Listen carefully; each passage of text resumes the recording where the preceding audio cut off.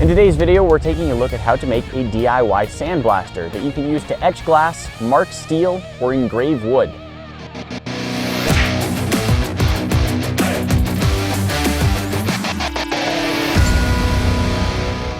Hi guys, I'm Nate. I'm Callie. And today we've got a pretty cool project. So sandblasters are a thing that take high pressured air and drop sand into the airstream, and so the sand gets blasted out at high speeds. And the sand is really hard. It's usually made of things like quartz, and so those are very good at etching pretty much anything. You can carve into steel, you can carve into glass, you can carve into wood. Unfortunately, sometimes sandblasters can be pretty pricey. Today we're showing you how to cut that down to about $5 or $6 and just a few tools. And from what you've explained to me, sand can be incredibly abrasive and sometimes scratch areas that you don't want scratched. So what are the other supplies that we're using? Well, in addition to the sandblaster itself, we're going to show you how to do some DIY masking techniques, sometimes using materials as simple as duct tape.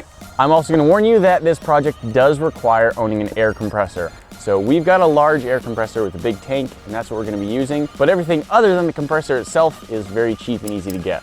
The idea is pretty simple. A drink bottle will be filled with sand, which will feed into a hole that we're going to add into our air gun. The sand will be pushed out by air at high speeds and carve into whatever we're pointing it at. To start off, the main thing that we're going to need is this air gun. Now, I got this one at Harbor Freight. It cost $5, and it's already a pretty good start. We just need to make one quick modification to it, and then we'll be ready to start using it. Do you guys know what sound a semi-automatic Meowsheen gun makes? Mew, mew, mew, mew, mew! Here our air gun is actually attached to our hose, and so we can spray air out of it nicely. Now we need to modify it so it actually shoots sand instead of air. And of course, once there's sand in it, never ever point it at a person.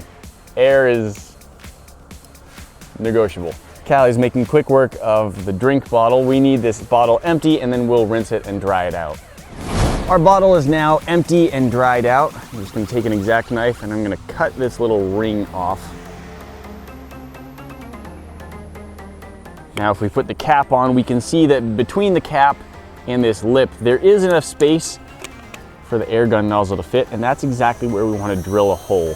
With this particular nozzle, we're using a 3/16 inch drill bit.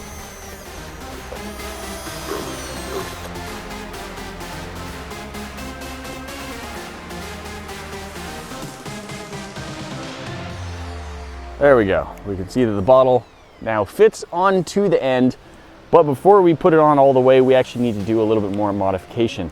We need to make sure that the sand is going to feed into this just the way we want. What we need to do now is take a file and cut a small rectangular hole into the metal tube, and that's what the sand is going to feed into. Our bottle will be attached upside down with the cap on, full of sand. But we're not just going to cut a hole in the top so the sand falls in. We actually don't want that much sand going in. What we want to do is cut a hole in the bottom of the tube so that the sand is drawn in by the force of the air passing by. There we go. We've now carved a hole down into that metal tube. And as you can see, it's on the bottom.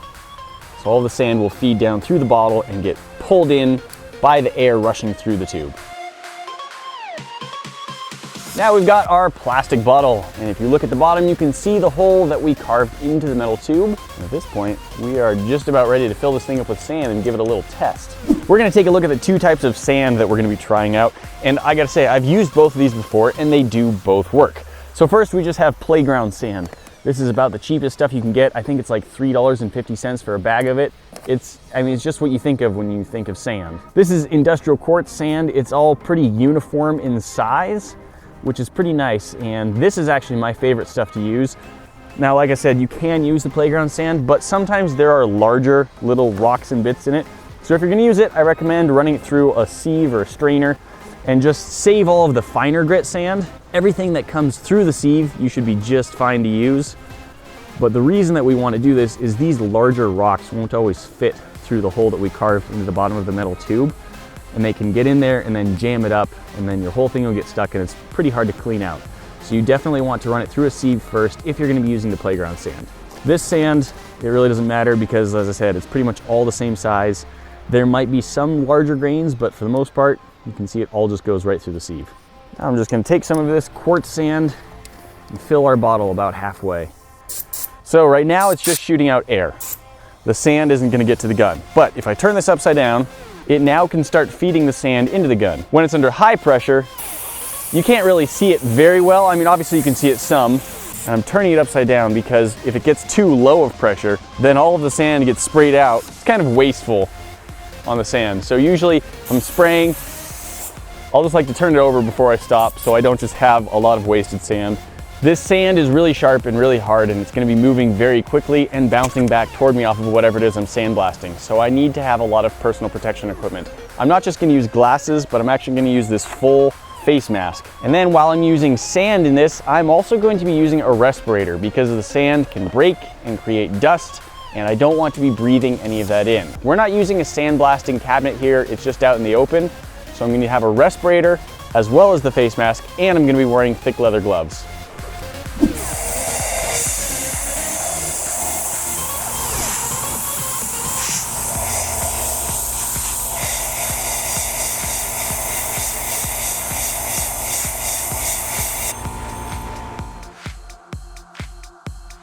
You can see how much that sand has really marked up the glass.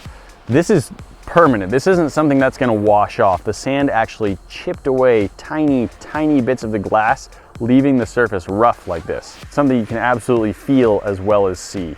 This just feels kind of like a rough sandpaper or a ceramic at this point. It's unlikely that most people are going to want to put a freehand random design onto a cup. So now we're going to take a look at how we can make a mask for this. And it's pretty simple. It just involves duct tape.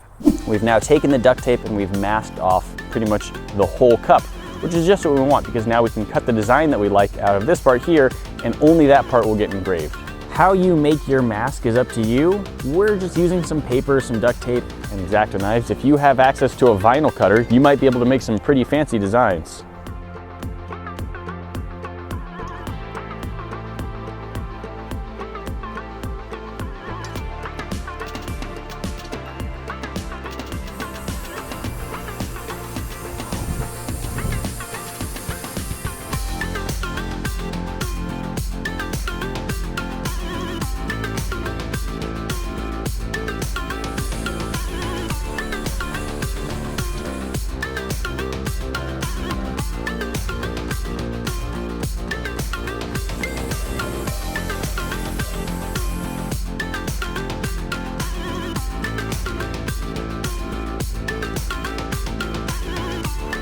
Using a sandblaster on wood can create a really cool looking effect that you've probably seen before without even really knowing what it was. When you mask off your letters or design and then sandblast the rest, it really brings out the grain of the wood because the softer parts of the wood get eaten away faster and the harder parts in the grain stay behind.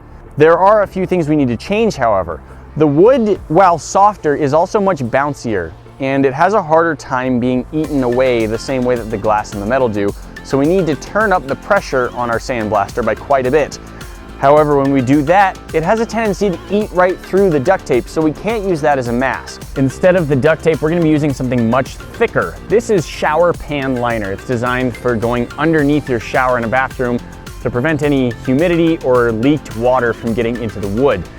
It's a pretty thick rubber, and it comes in these big old sheets. You buy it by the foot. This whole sheet, 1 foot of it, was I think about $3.50, somewhere around there, and this is enough to do a lot with. To attach this, we're going to prep the wood surface by sanding it nice and smooth, and then I'm going to use just some spray adhesive on the back of our cutout design on the rubber and attach that to the wood. When you're sandblasting wood, you are going to need a much higher pressure. For the glass and steel, we had it between 20 and 40 psi. We want a lot more than that for the wood. Now it's at between 80 and 100 psi.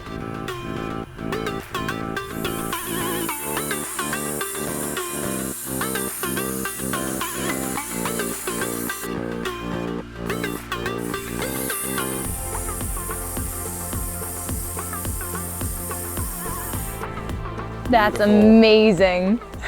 To make it a little bit easier to carve into, we did use basswood. That's something that you can just pick up at pretty much any hobby store. It's not too expensive, and it does an easier job of carving all the way around than some other things. But this pine 2x4 actually worked out pretty nicely too. I really like how it brought the grain out. And it's interesting, it didn't just leave like stripes in it. It's actually sort of a tiered stair-step effect. What level of difficulty would you say this project is? I mean, if you have an air compressor, not at all. This is pretty cool, and the fact that you can engrave and etch glass, steel, and wood is really neat. Hey guys, you've probably noticed that since we introduced Callie in our Captain America Shield video, every new video has had secret codes and graphic glitches and other secret elements hidden into it. Keep track of what you see and the timestamps of when you see it. We've got some big prizes to give away, and finding the codes might make you our next winner.